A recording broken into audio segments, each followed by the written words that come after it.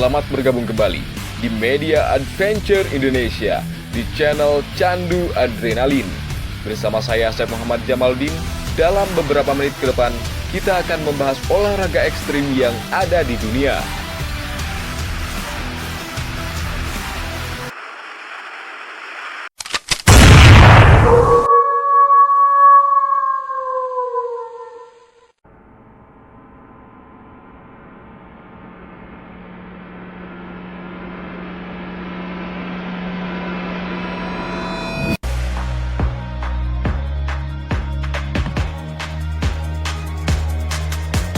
Wingsuit playing atau biasa disebut wingsuit adalah olahraga paling berbahaya di dunia.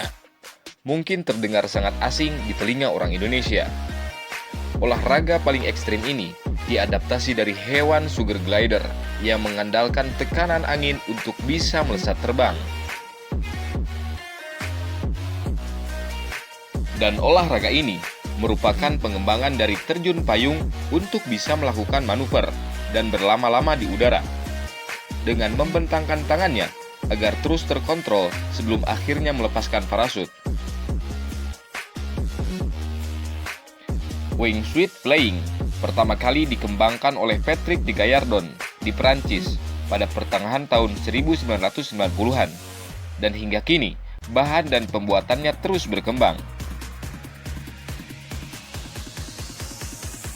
Bila para adrenalin junkie ingin menjalani olahraga menegangkan ini, pakaian khusus yang digunakan harganya berkisar 2.500 US dollar. Apabila dirupiahkan, berkisar 40 juta rupiah. Namun sebelum itu, Anda juga harus mengikuti dulu pelatihan skydiving, membeli peralatan tambahan, menyewa pesawat, membayar pilot, dan tidak kalah penting adalah asuransi. Untuk semua biaya keperluan, diperkirakan menghabiskan uang 35.000 dolar per tahun. Apabila dirupiahkan, sekitar 525 juta rupiah. Olahraga paling ekstrim ini membutuhkan keberanian yang sangat besar. Soalnya, mereka akan terbang bebas di angkasa dengan syarat tidak boleh sedikitpun mempunyai rasa takut. Dan olahraga luar biasa ini adalah puncaknya pecandu adrenalin. Biasanya, kegiatan wingsuit ini jika tidak dilakukan penerjunan di pesawat, solusinya adalah terjun bebas di tebing gunung yang sangat tinggi agar mendukung tekanan angin untuk bisa melesat dengan dukungan alat seperti hewan sugar glider. Kostum wingsuit ini mempunyai semacam sayap di bagian lengan dan di antara kaki yang akan mengembang seperti seekor tupai bersayap. Dan sayap itulah yang menjadi kontrol kendali atlet saat terbang. Semakin dibuka dengan lebar, maka akan membuat kecepatan terbang melamban. Dan sebaliknya, saat dipersempit, akan semakin cepat untuk jatuh ke bawah. Kostum wingsuit ini mempunyai semacam sayap di bagian lengan dan di antara kaki yang akan mengembang seperti seekor tupai bersayap. Dua sayap itulah yang menjadi kontrol kendali atlet saat terbang. Semakin dibuka dengan lebar, maka akan membuat kecepatan terbang melamban. Dan sebaliknya, saat dipersempit, akan semakin cepat untuk jatuh ke bawah. Wingsuit Jump Master adalah olahraga yang berbeda dari terjun payung. Bisa dibilang, konsep olahraga ini adalah pengembangan inovasi dari terjun payung. Untuk melakukan olahraga ekstrim dan sangat berbahaya ini, memang harus mempunyai nyali besar dan tidak boleh takut dengan ketinggian. Karena olahraga ini mengharuskan atletnya melompat dari tebing curam sebelum terbang dengan menggunakan wingsuit. Dan si atletnya juga harus mengetahui medan dan kekuatan hembusan angin sebelum melaksanakan terbang.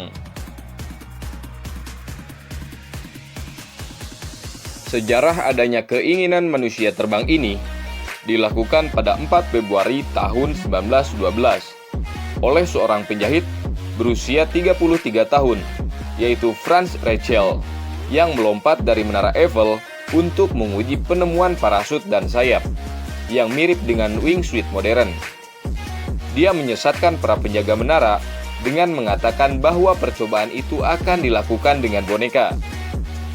Dia ragu-ragu cukup lama sebelum dia melompat dan langsung mati seketika.